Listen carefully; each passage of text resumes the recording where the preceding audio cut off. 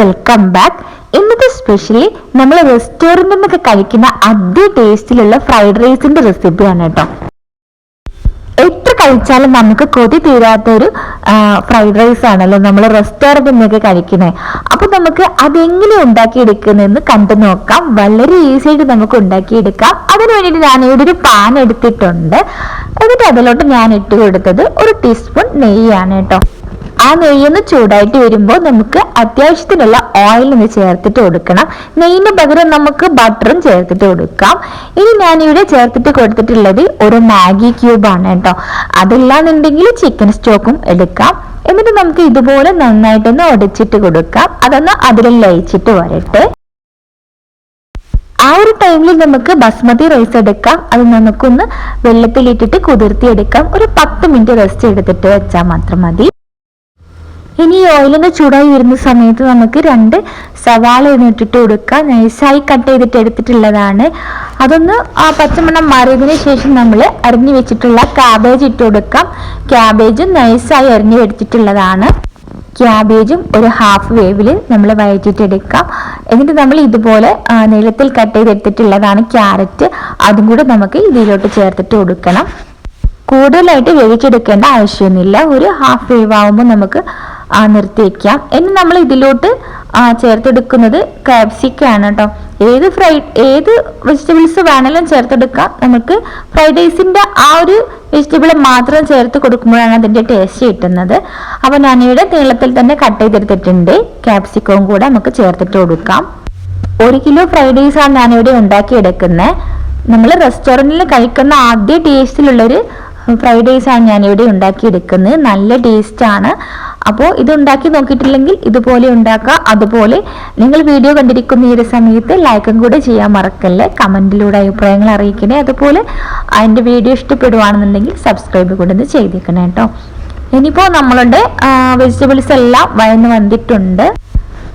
ഒരുപാട് വേവിച്ചിട്ട് ഉടക്കേണ്ട ആവശ്യമൊന്നുമില്ല കേട്ടോ. ഒരു ഹാഫ് വേവ് ആകുന്നത് വരെ വേവിച്ചാൽ മാത്രം മതി. ഇനി അതിലേക്ക് നമ്മൾ 1 ടീസ്പൂൺ കുരുമുളക് പൊടി ചേർത്തിട്ട് കൊടുക്കുന്നുണ്ട്. കൂടെ തന്നെ ആവശ്യത്തിനുള്ള ഉപ്പും കൂടെ ചേർത്ത് കൊടുക്കുന്നുണ്ട്.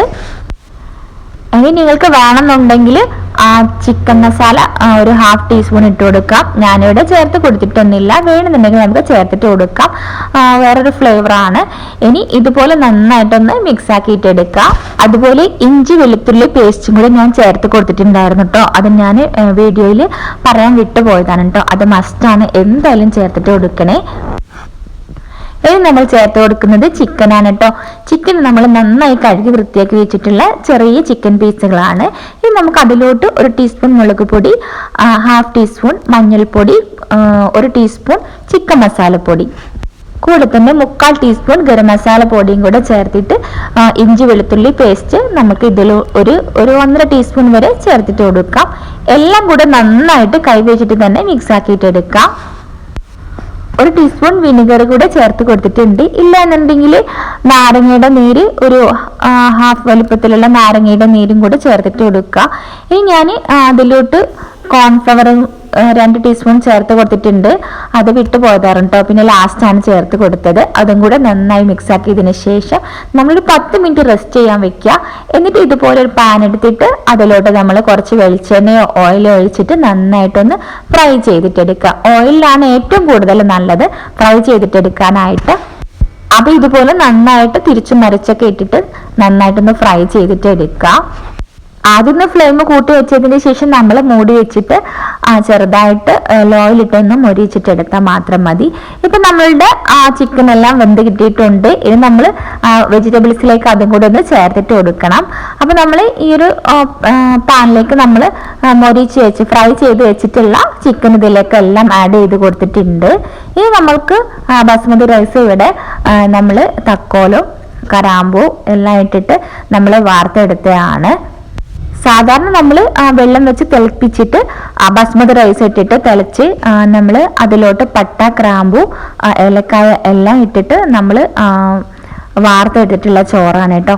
ഇനി നമ്മൾ ഈ റൈസ് വെജിറ്റബിൾസിലോട്ട് ഇട്ട് കൊടുക്കുക. അത്രേ തന്നെ ഉള്ളൂ. ഇനിയിപ്പോൾ ലെയറായിട്ടാണ് ഇട്ട് കൊടുക്കുന്നുണ്ടെങ്കിൽ അങ്ങനെയും ഇട്ട് കൊടുക്കാം. അല്ല എല്ലാം കൂടെ മുകളിലായിട്ട് നമ്മൾ ഇട്ട് കൊടുക്കുകയാണെന്നുണ്ടെങ്കിൽ അതുപോലെയും ചെയ്തിട്ടെടുക്കാം. ഇനി അതിന്റെ മുകളിലായിട്ട് 1/4 കപ്പ് സോയാ സോസും 1/4 കപ്പ് ടൊമാറ്റോ കെച്ചപ്പും കൂടെ ചേർത്തിട്ട് കൊടുക്കണം. കൂടെ തന്നെ നമ്മൾ ചില്ലി സോസും കൂടെ ചേർത്ത് കൊടുക്കുന്നുണ്ട്. ചില്ലി സോസ് ഒരു 2 ടീസ്പൂൺ ചേർത്ത് കൊടുത്താൽ മാത്രം മതിയാകും. ടൊമാറ്റോ കെച്ചപ്പ് കുറച്ച് കൂടുതൽ, അതായത് ഒരു 1/4 കപ്പ് വരെ ചേർത്തിട്ട് കൊടുക്കാം, അല്ലെങ്കിൽ 1/2 കപ്പായാലും കുഴപ്പമൊന്നുമില്ല. കുറച്ച് കൂടുതൽ മധുരം ഇഷ്ടമാണെന്നുണ്ടെങ്കിൽ ഒരു 1/2 കപ്പ് വരെ ചേർത്തിട്ട് കൊടുക്കാം. എന്നിട്ട് ഇതുപോലെ നന്നായിട്ടൊന്ന് മിക്സ് ആക്കിയിട്ട് എടുക്കാം. ഒരുപാട് നേരം ഇളക്കിക്കൊണ്ടിരിക്കരുത്, അപ്പോൾ കുത്തി ഉടഞ്ഞിട്ട് പോവും. ഇതുപോലെ പതുക്കെ പതുക്കെ നമ്മൾ എല്ലാം മിക്സ് ആക്കിയിട്ട് എടുത്താൽ മാത്രം മതി. നല്ല ടേസ്റ്റ് ആണ്, അടിപൊളി ടേസ്റ്റ് ആണ്. നമ്മൾ റെസ്റ്റോറൻറ്റിൽ കഴിക്കുന്ന ആദ്യ ടേസ്റ്റ് ആണ് കേട്ടോ. അപ്പൊ നമുക്ക് പെട്ടെന്നൊരു ഗസ്റ്റ് വരുന്ന സമയത്ത് നല്ല അടിപൊളി ടേസ്റ്റിൽ പെട്ടെന്ന് തന്നെ തയ്യാറാക്കി എടുക്കാൻ പറ്റിയിട്ടുള്ള റെസ്റ്റോറൻറ്റ് സ്റ്റൈല് ഫ്രൈഡ് റൈസ് ആണ് കേട്ടോ. അപ്പൊ നിങ്ങൾ ഉണ്ടാക്കി നോക്കിയിട്ടില്ല എന്നുണ്ടെങ്കിൽ തീർച്ചയായിട്ടും ഉണ്ടാക്കി നോക്കാം. അപ്പൊ വീഡിയോ ഇഷ്ടപ്പെട്ടാൽ സബ്സ്ക്രൈബ് ചെയ്യുക, ഫ്രണ്ട്സിനും ഫാമിലിക്കും എല്ലാവർക്കും ഒന്ന് ഷെയർ ചെയ്ത് കൊടുക്കുക, ലൈക്കും കൂടെ ചെയ്യുക.